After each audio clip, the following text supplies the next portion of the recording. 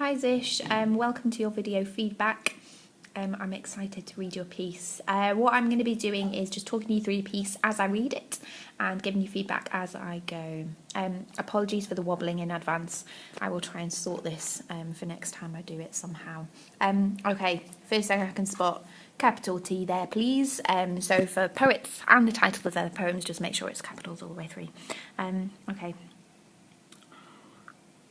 Oh, I like that this is an archaeologist perspective. That's really, really nice. By use of a biblical theme, using contrast. Okay, look for synonyms here. This is one thing that I always pick up on students' work, but I think a wide vocabulary can really help you in writing your piece. So check that you're not using a word too often, and make sure that you're chopping and changing your vocabulary all the time.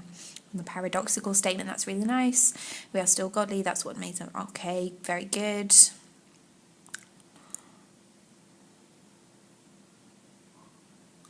Okay, that's a really nice introduction. You've engaged with the theme. What I'd suggest is maybe why Kate is trying to get that message across.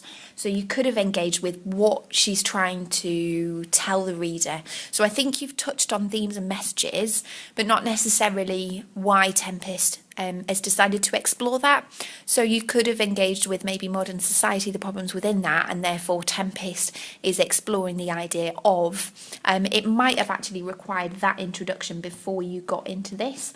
That might have worked quite nicely. Okay, so on use of this stanza. Okay, very good. When they evacuate in the modern day, they'll find us the brand new ancients. Okay, something like this I believe to be avoid the use of I all the time in your piece. It's too informal to do that. So it has an implicit message. Okay, that could be, or that is. Speaking with conviction a lot of the time in your writing is a good idea. So don't suggest that you think something or you believe something, but that it is that way, and you're more likely to convince the examiner, so it's quite a good idea.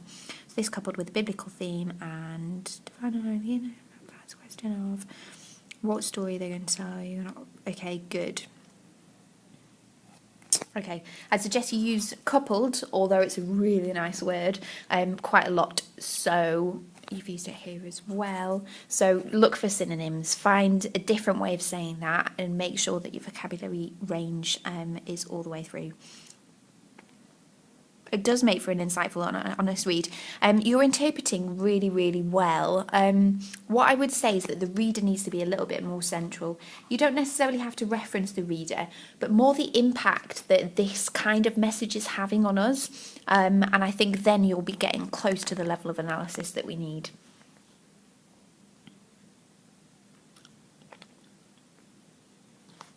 Fantastic. This is brilliant. So it's symbolic.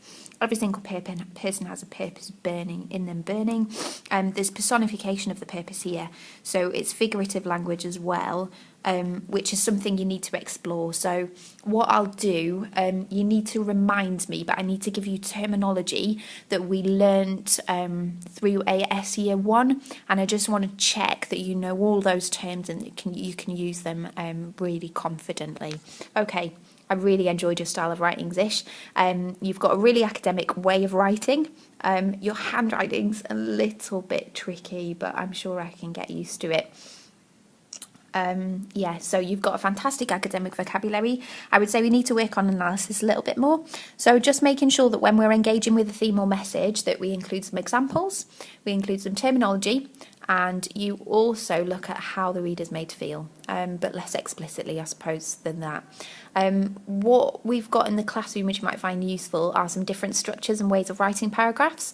Last year I introduced the class to speeding, which means that you're signposting, which means that you're connecting from one paragraph to the next.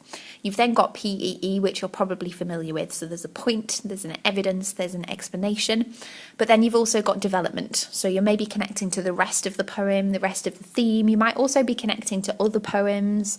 So speeding was the one we used last year, but there are also several others. If you look on the bookcase in the classroom, those are there. So have a look at the way of writing a paragraph and maybe start engaging with analysis in a bit of a different way, and remind me about flashcards. Okay, thanks very much, Zish. I really enjoyed this. Well done.